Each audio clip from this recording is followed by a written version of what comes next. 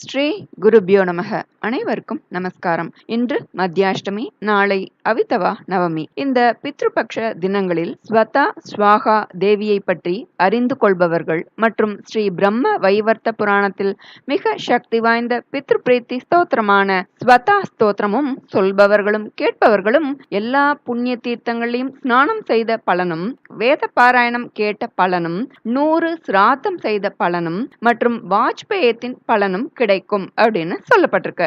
அனைத்து பூஜைகளுக்கும் யாகங்களுக்கும் தட்சிணாதேவி மிக அவசியம். தட்சிணாதேவி இல்லாவிட்டால் கர்மாக்கள் அனைத்துமே வீணாகிவிடும் என்பதை நினைவில் வைப்பது அவசியம். பித்ருக்கள் என்பது நமக்கும் நம் முன்னோர்களுக்கும் முன் வாழ்ந்த முன்னோர்கள். நம் முன்னோர்களால் நமது உடல் உருவானது. பித்ருக்கள் கடவுளுக்கு சமமானவர்கள். அவர்களுக்குரிய தர்ப்பணம், திதி, சிராத்தம் போன்றவைகளை முறையாக கொடுத்து ஆசி பெறுவது மிக முக்கியம். அதனால் நமது சந்ததி சிறக்க செய்யும். குடும்பத்தில் மகிழ்ச்சி நிலைத்திடும். அவர்களுக்கு நாம் திதி சரிவர கொடுக்காமல் இருந்தால் அவர்களது ஆன்மா சாந்தி அடையாத போது பித்ருதோஷம் ஏற்படுகிறது. பித்ருதோஷம் நம் வாழ்க்கையில் கடுமையான பல அறியப்படாத பிரச்சனைகளை ஏற்படுத்தி நமது வாழ்க்கையையே பெரிதும் பாதிக்கின்றன. பித்ருதோஷத்தாலேயே திருமணம் தடைப்படுதல், குழந்தை இல்லாமை, குடும்பத்தில் பல பிரச்சனைகளை பலர் சந்தித்து வருகின்றனர். அதனால் நமது முன்னோர்களுக்குரிய காலங்களில் தர்ப்பணம் திதிகளை சரிவர அளிப்போம், சந்தோஷமாக வாழ்வோம். இப்போ நாம ஸ்வதா தேவி மற்றும் ஸ்வாகா தேவியை பற்றி முதலில் தெரிந்து கொள்ளலாம். பின் ஸ்வதா ஸ்தோத்திரம் பாராயணம் செய்யலாம். முதல்ல ஷார்ட்டா பார்க்கலாம். ஸ்வாகா மற்றும் ஸ்வதா என்பவர்கள் தக்ஷ பிரஜாபதியின் 2 மகள்கள். ஸ்வாகா என்பவள் அக்னி தேவரின் மனைவி, ஸ்வதா என்பவள் பித்ரு தேவரின் மனைவி. ஸ்வாகா என்று சொல்லி தெய்வங்களுக்கு பிரசாதத்தை, ஆகுதியை அளிப்போம். முன்னோர்களுக்கு கொடுக்கும் போது அது ஸ்வதா என்று சொல்லப்படும். இப்போ நாம விரிவா தெரிந்து கொள்ளலாம். பிரம்மா தேவாள்லாம் சிருஷ்டி பண்ணார். அவளுக்கு ரொம்ப பசிக்கிறது. பிரம்மாட்ட போனா ரொம்ப பசிக்கிறது, ஏதானும் வழி பண்ணுங்கோ அப்படின்னு சொல்றா. பிரம்மா பெருமாளை பிரார்த்தனை பண்றார். பெருமாள் யக்ஞ ரூபத்துல அவதாரம் எடுக்கிறார். அதான் யக்ஞோவை விஷ்ணுஹு அப்படின்னு சொல்றா. யக்ஞம்ன்றது பெருமாளே தான், விஷ்ணுவே தான். இந்த யக்ஞத்தோட பிரயோஜனம் என்ன அப்படின்னா, யக்ஞத்துல கொடுக்கக்கூடிய ஆகுதிகள், எந்தெந்த திரவியங்களை யக்ஞத்துல சமர்ப்பணம் பண்றோமோ அதெல்லாம் தேவதைகளுக்கு ஆகாரமா போய் சேரும். இதுதான் யக்ஞத்தோட பிரயோஜனம். ஆனா என்ன ஆச்சு அப்படின்னா, யக்ஞ ரூபத்துல பெருமாள் பிரகடனமானதுக்கு அப்புறம் அந்த ஆகுதிகள் தேவர்கள்ட்ட போய் சேரவே இல்லை. அதை பார்த்தோன்னு பிரம்மா என்ன பண்ணார்னா, மூல பிரகிருதி அம்பாளை ஸ்மரணம் பண்றார். அம்பாள் ஸ்வாகா தேவியா அந்த நேரத்துல தோன்றினாள். பிரம்மா அம்பாள்கிட்ட சொன்னார், நீங்க தான் அக்னியில இருக்கக்கூடிய இந்த எரிக்கிற சக்தி. எப்படி பிராமி சக்தி சரஸ்வதி தேவியோட சக்தி இல்லாம பிரம்மாவால சிருஷ்டி பண்ண முடியாதோ, எப்படி மகாலட்சுமி அன்னையின் சக்தி இல்லாம பெருமாளுக்கு பரிபாலனம் பண்ண முடியாதோ, எப்படி பார்வதி தேவியோட சக்தி இல்லாம ருத்ரருக்கு சம்ஹாரம் பண்ண முடியாதோ, அந்த மாதிரியே உங்களுடைய தாகக சக்தி இல்லாம அக்னி தேவருக்கு எரிக்க முடியாது, தகனம் பண்ண முடியாது. தயவு செய்து உங்களோட பேரை சொல்லி யார் எந்த ஆகுதி கொடுக்கிறாளோ அந்த ஆகுதிய கையில வாங்கி அதை தேவர்கள்ட்ட கொடுக்கக்கூடிய பொறுப்பை நீங்க தான் எடுத்துக்கணும் அப்படின்னு சொல்றார். அம்பாள் சொன்னா, அது முடியாது, நான் இப்போ கிருஷ்ணரோட தபஸ் பண்ணணும்னு நினைச்சிட்டு இருக்கேன். ஸ்ரீ கிருஷ்ணரோட அருள்னாலதான் இந்த பிரபஞ்சத்துல எல்லாமே நடக்கிறது. நீங்க சிருஷ்டி பண்றேள், மகாதேவர் மிருத்யுவை ஜெயிக்கிறார், ஆதிசேஷர் இந்த பூமியையே தன்னுடைய சிரசுல தாங்கி நிறுத்தி இருக்கார், விநாயகருக்கு ஆதி பூஜித்துவம் கிடைக்கிறது, ரிஷிகள் முனிகள் இவாளுக்கெல்லாம் சன்மானம் மரியாதை எல்லாமே கிடைக்கிறது. இது எல்லாமே அந்த ஸ்ரீ கிருஷ்ண பரமாத்மாவோட அருள்னாலதான். அதனால நான் அவர்லயே லயம் ஆகலான்னு தான் கிளம்பி போயிட்டு இருக்கேன் அப்படி சொல்லிட்டு ஸ்வாகா தேவி சொல்லி கிளம்பி போயிடுறா. அப்படி நிறைய வருஷம் ஒத்த கால்ல நின்று தபஸ் பண்றா. கிருஷ்ணரோட தரிசனமும் ஸ்வாகா தேவிக்கு கிடைச்சது.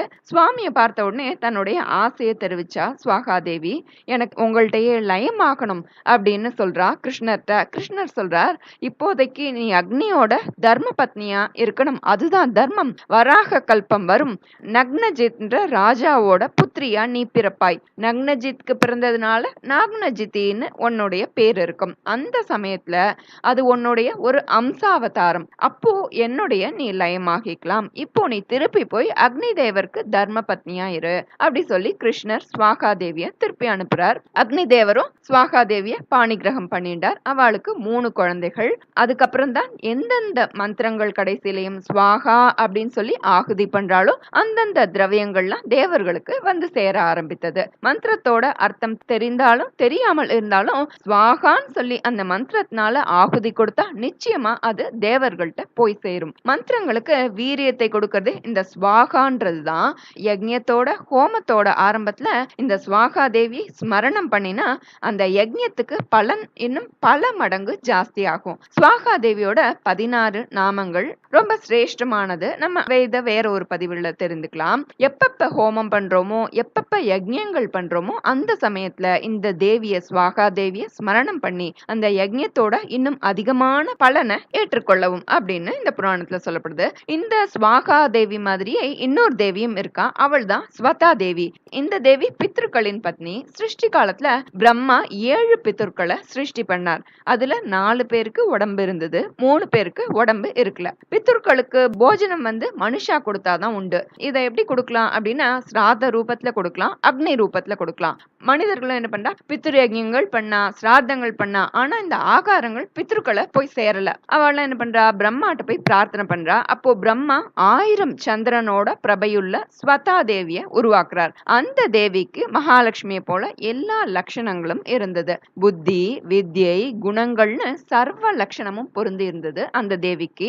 பிரம்மா இந்த தேவியை பித்ருக்களோட பத்னியா நிச்சயம் பண்றார். அந்த நாள்ல இருந்து ஸ்வதான்னு சொல்லி எந்தெந்த ஆகுதிகள் கொடுக்கப்படுறதோ, எந்தெந்த திரவியங்கள்லாம் கொடுக்கப்படுறதோ அது எல்லாமே இந்த தேவி கையில வாங்கி பித்ருக்கள்கிட்ட கொண்டு போய் சேர்க்க ஆரம்பித்தாள். ஸ்வதா தேவி பித்ருக்களுடைய உயிர்க்கு துல்லியம், சமம். பித்ருக்களுக்கு முக்தி கிடைக்கிறது இந்த ஸ்வதா தேவியினாலதான். வம்ச விருத்திக்கு பித்ருக்களுடைய ஆசீர்வாதம் ரொம்பவே முக்கியம். அதனால ஸ்வதான்னு சொல்லி யாரெல்லாம் பித்ருக்களுக்கு சமர்ப்பணம் பண்றாளோ அவ வம்சத்துல நல்ல வதுக்கள், நல்ல சந்ததிகள்லாம் சேரும் அப்படின்னு சொல்லப்படுறது. இந்த தேவிகளோட மகிமையை கேட்டாலே வேத பாராயணம் கேட்ட பலன், எல்லா புண்ணிய தீர்த்தங்களையும் ஸ்நானம் செய்த பலன், அஸ்வமேத யாகம் செய்த பலன், இன்னும் சொல்லிண்டே போகலாம். எவ்வளவு பலன்களும் சேரும் அப்படின்னு சொல்லப்பட்டிருக்கு. அடுத்தது பித்ரு தோஷம் நீக்கக்கூடிய ஸ்வதா ஸ்தோத்திரம் பார்க்கலாம்.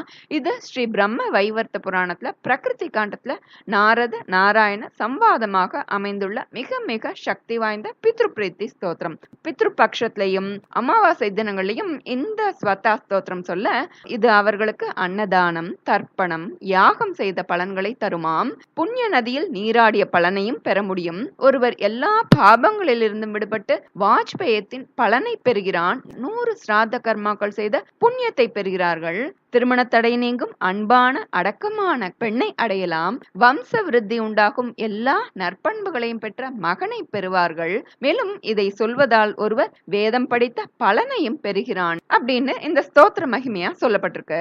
பித்ரு தோஷம் உள்ளவர்கள் ஸ்வதா என்று அல்லது ஓம் பித்ரு தேவதாபியோ நமக என்று அல்லது ஓம் ஸ்வதாயை நமக என்று சொல்வதாலேயே பித்ருக்கள் பிரீத்தி அடைவார்கள், பித்ரு தோஷம் நீங்க செய்யும் அப்படின்னு சொல்லப்பட்டிருக்கு. நம்ம இப்போ ஸ்வதா ஸ்தோத்திரம் பார்க்கலாம். ஸ்வதா ஸ்தோத்திரம். ஸ்ரீ கணேஷாய நமக. பிரம்மோவாச்ச स्वदोच्चारण मात्रेण तीर्थस्नायी भवेन्नरः मुच्यते सर्व पापेभ्यो वाजपेय फलं लभेत् स्वदा स्वदा स्वदेत्येवं यदि वारत्रयं स्मरेत् श्राद्धस्य फलमाप्नोति कालतर्पणयोस्तथा श्राद्धकाले स्वदा स्तोत्रं यशृणोति समाहितः लभेत् श्राद्धशतानां च पुण्यमेव न संशयः स्वदा स्वदा स्वदेत्येवं त्रिसन्ध्यं यः पठेन्नरः प्रियां विनीतां स लभेत् साध्वीं पुत्रं गुणान्वितं पितॄणां प्राणतुल्यात्वं द्विजजीवनरूपिणी श्राद्धाधिष्ठातृदेवी च श्राद्धादीनां फलप्रदा बहिर्मन्मनसो गच्छ पितॄणां तुष्टिहेतवे सम्प्रीतये द्विजातीनां गृहीणां वृद्धिहेतवे नित्या नित्यस्वरूपासि गुणरूपासि सुव्रते आविर्भावस्थिरो भावसृष्टौ च प्रलये तव ॐ स्वस्ति च नमः स्वाहा स्वदा त्वं दक्षिणा तथा निरूपिताश्चतुर्वेदे षट्प्रशस्ताश्च कर्मिणां पुरासीत्वं स्वदा गोपी गोलोके राधिका सखी धृतो रसि स्वदात्मानं कृतं तेन स्वदा स्मृता ध्वस्ता त्वं राधिका शापात् गोलोकात् विश्वमागता कृष्णाश्लिष्टा तया दृष्टा पुरा वृन्दावने वने कृष्णालिङ्गनपुण्येन भूता मे मानसी सुता अतृप्तसुरते तेन चतुर्णां स्वामिनां प्रिया स्वाहा सा सुन्दरी गोपी पुरासीद्राधिका सखी रतौ स्वयं कृष्णमाहतेन स्वाहा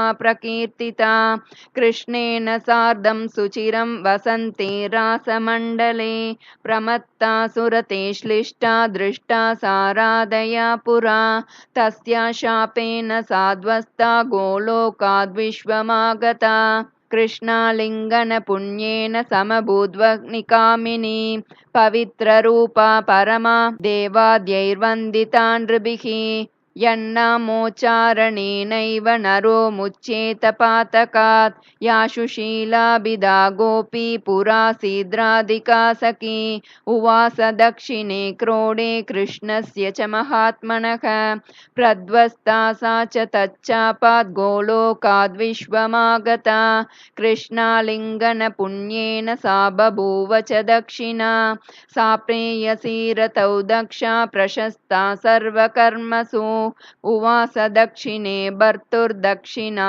तेन कीर्तिता गोप्यो बभूवस्तिस्रो वै स्वदा स्वाहा च दक्षिणा कर्मिणां कर्म पूर्णार्थं पुरा चैवेश्वरेच्छया इत्येवमुक्त्वा स ब्रह्मा ब्रह्मलोके च संसदि तस्थौ च सहसा सद्य स्वदा साविर्बभूवः तदा पितृभ्यः प्रददो तामेव कमलाननां तां सम्प्राप्य ययुस्ते च पितरश्च प्रहर्षिताः स्वदा स्तोत्रमिदं पुण्यं यशृणोति समाहितः स स्नातः सर्वतीर्थेषु वेदपाठफलं लभेत् इति श्रीब्रह्मवैवर्ते महापुराणे द्वितीये प्रकृतिखण्डे नारदनारायणसंवादे श्रीस्वदास्तोत्रं सम्पूर्णम् श्रीगुरुभ्यो நமः ஹரிஹி ஓம்.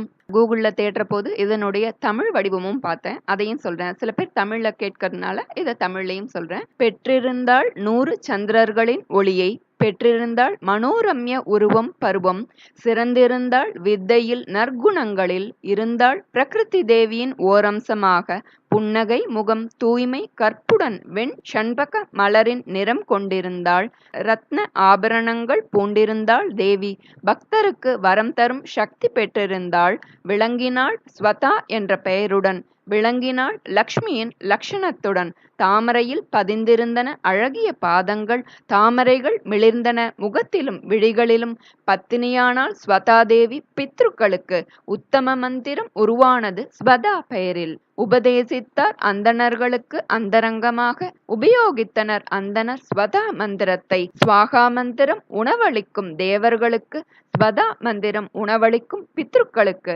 தட்சிணை தேவை எல்லா கர்மங்களுக்கும், தட்சிணை இல்லாத பூஜையும் யாகமும் வீண். போற்றினர் அனைவரும் ஸ்வதாதேவியை, போற்றினர் அவள் மூலம் பித்ருக்களையும். இதுதான் அந்த தமிழ் மந்திரம். இந்த பித்ருபக்ஷத்தில் தவறாமல் இந்த ஸ்வதா ஸ்தோத்திரத்தை பாராயணம் செய்து முன்னோர்களின் ஆசியை பெறுவோம், சந்தோஷமாக வாழ்வோம், நல்லதே நடக்கும். நமஸ்காரம்.